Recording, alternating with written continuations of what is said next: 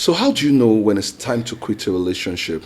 I know you did not want to get to this point when it seems like those are the thoughts that are coming through your mind because you've invested so much in that relationship. You guys have built dreams together, you guys had plans, but now you're at the point where things are not working and you're wondering, should I quit now? And you want someone to help you answer that question because you're already feeling it but you're not sure, and that's what we want to talk about today because it's one question a lot of people have been asking. I want to bring our world of experience from counseling and also from real life experience to be able to give you some guidelines so you yourself can know whether to quit or to take on and continue that relationship. So welcome again. This is This Married Thing with the Daniels. If you're a subscriber, we'll say welcome, and if you're not a subscriber, you're seeing us for the first time, we'd like you to please subscribe because you'll be learning a lot about relationship and about marriage. And please drop your comment. Feel free to share this video because a lot of people will be blessed by it. Yeah, so relationship is actually a major part of our lives. Every one of us wants to be in a relationship. Maybe it's marital relationship or friendship relationship. Relationship is very important. Yeah. And for the purpose of this video, we're focusing majorly on marital relationships. So relationship that is built that leads to marriage. And sometimes in the course of you being in a relationship, you actually enter that relationship with high hopes of, okay, this thing is going to lead to marriage and all of that. And most of the time you put in all your resources, all your efforts, everything you have, you put in that relationship. But then in the course of the relationship, you find yourself second guessing your decision, wondering whether this is supposed to be it or not. So in this video, what we're going to be focusing on is how to help you see when to quit a relationship. Okay, and so before we go into some signs, I want to say this to you, that who you choose to marry is a big deal. Because let me let you know the truth in case no one has told you, marriage is hard. It's hard in the sense that it takes commitment to make it work. Statistics proves that about 50% of first-time marriages end in divorce. Now, when you think people would have learned, now second-time marriages, it increases to 60%. Then when it comes to third-time marriages, it increases to 70%. That's to tell you that it takes a whole lot to make marriage work. And one of the first things you need to do to ensure that your marriage will last is going into the right relationship that leads into the right marriage. So if you're in a relationship and you're feeling like this relationship is looking like it's not going to work, it's better to take your time, analyze and decide whether this relationship is the kind of relationship you want to spend the rest of your life with. If not, you might just end up to be part of the statistics that we've just mentioned. And that is not the goal. A broken relationship is better than a broken marriage. So the first sign to consider whether you want to break the relationship is abuse. Now, we know we have all kinds of abuse. You have emotional abuse, you have physical abuse, you have all kinds of abuse. Now, when our abuse has been consistent, especially infidelity, when someone cheats on you once, the person apologizes, it was a mistake, I was drunk, I was this, I was that. He does it again and it's like, calm down, now, men, women, and everything. And it's like that. See, it's a sign for you to quit that relationship or make it work if the person is ready to make it work. It's something you don't want to sweep under the carpet. It's a big red flag that a lot of time people ignore, but it's something that should, in fact, make you decide, you know what, we're quitting this relationship or we're taking a pause because this thing has happened once, twice, thrice, and it's not something you just want to sweep under the carpet. Yeah. So the next thing to look out for, that if it is absent, if it is manifesting rather in that relationship, you need to begin to question whether you want to continue, and that is poor communication. Now, communication is actually the life wire of any relationship, be it marital or not. You have to communicate, you have to talk, and we know communication can be either verbal or non-verbal. Someone gave an illustration and said if you are working in an office, right, and you're supposed to resume at a particular time and close at a particular time, and you choose, for reasons best known to yourself, not to show up at work. Now, the first time they'll give you a query, second time a query, by the third time they will fire you. So why? Because you are not showing up. So when you are not engaging in communication, when there's poor communication in your relationship, it means that either or both of you are not showing up in that relationship because you are not able to talk about the things that matter, and those things are very cardinal for the survival of your relationship. So if there is poor communication, or for whatever reasons, maybe you say, okay, it's a long distance relationship. Now, because of the dynamics of your kind of relationship, because of its long distance, if people on who see themselves on the regular talk at least maybe like twice or three times a week and all of that, for you that is in a long distance relationship, you should be talking about 5 times or 6 times a week. It is not so much, because that is what will keep both of you connected. You are able to understand what is going on in the inner life of your partner, and your partner is able to know what is going on in your inner life, because once there is poor communication, there will be zero emotional connection, and that is where problems begin to spring from. Very true. So another point I want to give to you that you want to consider whether to quit the relationship is when either of the partner, either of the two of you, is not willing to put in the work. She gave an analogy of somebody that is working in a place. Imagine a person working in a place, the person is not showing up, he doesn't go to work, and the person is being fired. And the person is wondering, why am I being fired? But I love this job. I love the job. You see, you can love the job from now to eternity. It doesn't matter. The question is that you did not show up. You broke one of the rules. And it's the same thing with relationship and marriage. When somebody is not willing to put in the work. Let me read someone's comment. The person commented on a YouTube video. What happened to the person? I'll read. The person said, at the end of mediation, my soon-to-be ex-husband stood up, looked at me and said, but I love you. See, the attorneys in the office held their breath. Why? Because this guy was violent towards his wife. And what did the wife do? She said, I stood up, I looked at him and I said, but you didn't leave it. So he said, I love you, but she told him, but you didn't leave it. After he left, the mediator and both attorneys said they've seen women change their minds when hearing this, and often later end up in an ER, emergency room. So what they were saying, that both attorneys, even the one that was representing the wife and the husband, said they've seen women change their mind at the point when the husband at that point tells the wife, but I love you, and the wife is touched. Oh, you love me? Okay, we can see how you can make it work. He said they've seen it happen, and he said they commended the woman for her strength. It wasn't easy, but it was worth it, and it was right. She said this. And why am I reading this? That's to tell you that a lot of times people will say, I love you. People will say, but you mean the word to me, but they're not willing to put in the work. Yeah. I love you, but you were not doing what was right. And this woman told them, the husband, it's too late. You were violent towards me. You were beating me and everything. Your love was not backed by action. So if someone is telling you he loves you, but he's not backing it by action, he doesn't want to be accountable. He doesn't want to change. He doesn't want to commit. So, for example, somebody has anger issue. He only gets angry. And when he gets angry, he beats you and everything. And he's still telling you, I love you. And you know he loves you, but you're like, he loves you. See, I love you is not enough to make marriage work. I hope you guys know that. Love is not enough.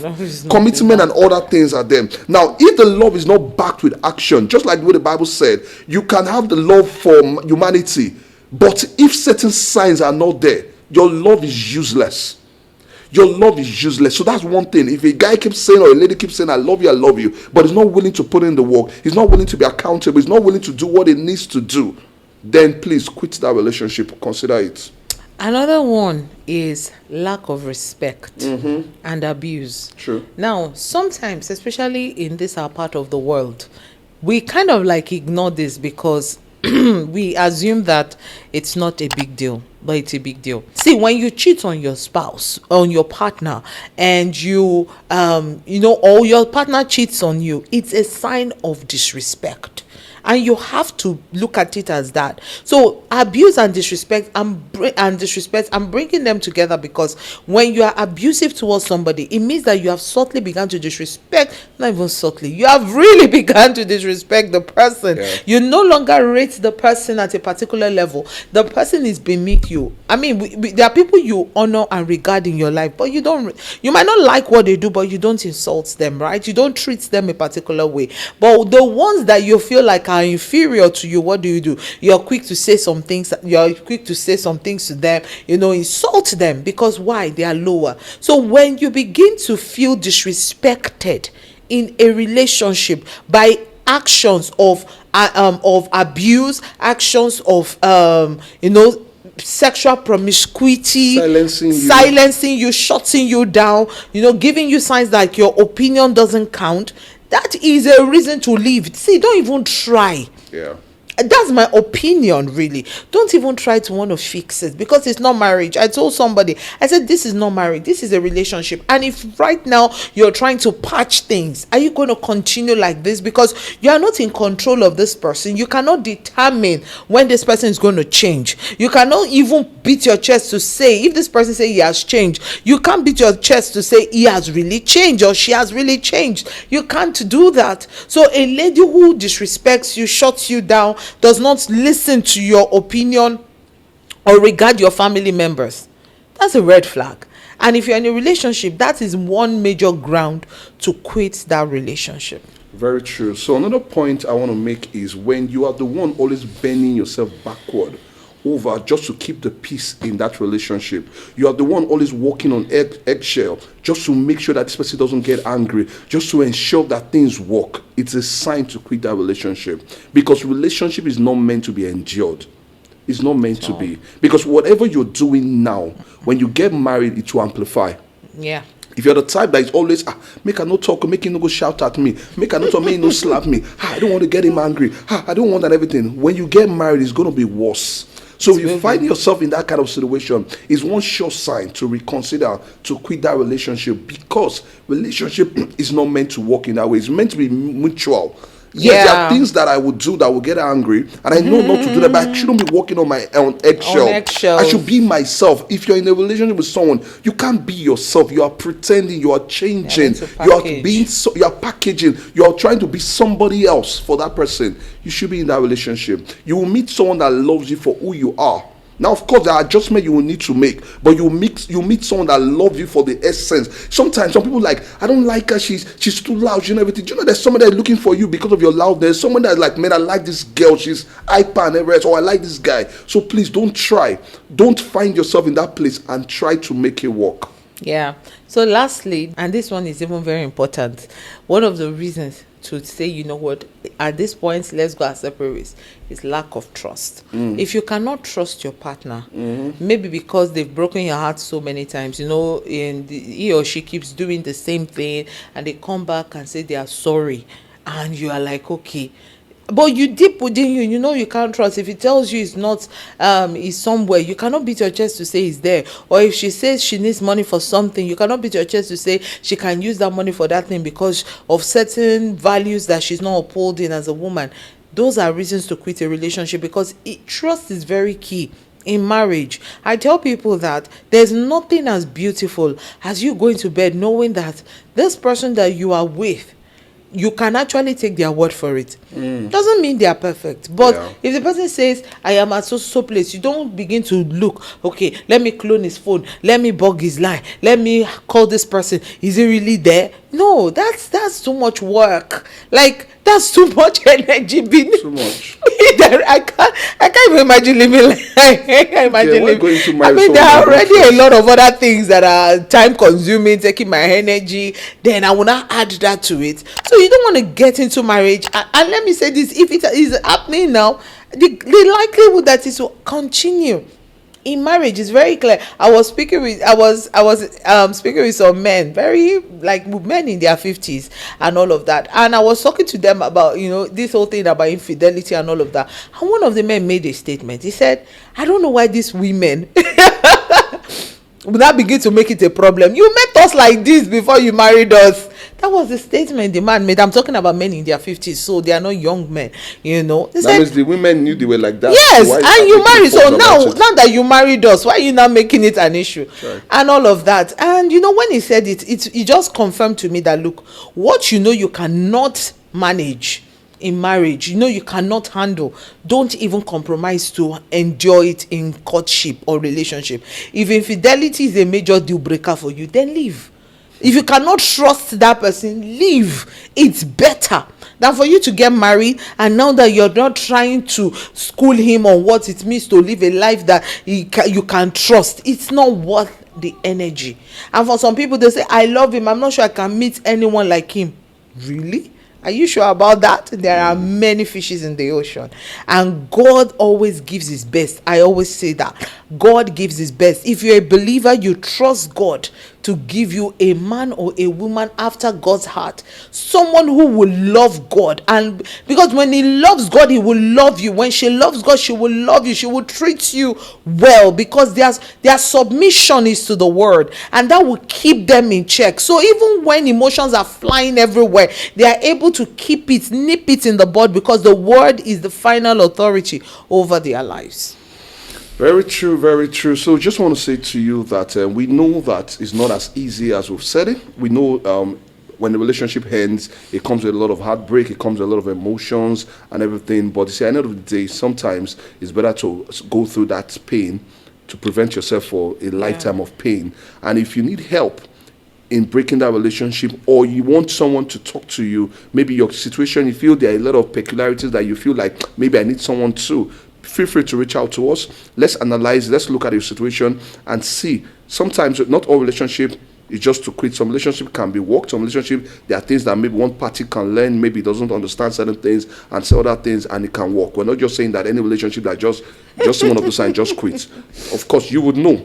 I'm sure you're already feeling it already. You just needed somebody to confirm it. But whatever the case, you feel you still need counsel and the rest, feel free to reach to us. We're married counselors and relationship therapists, marriage therapists, and we've been helping people and guiding you. She's certified. Feel free to reach out to us. We'll pray for you, or along the way, we're going to also guide you and help you, because we know that this phase of your life is very key, because you don't want to be part of the statistics of broken marriages. It's better, a broken relationship is always better than a broken marriage.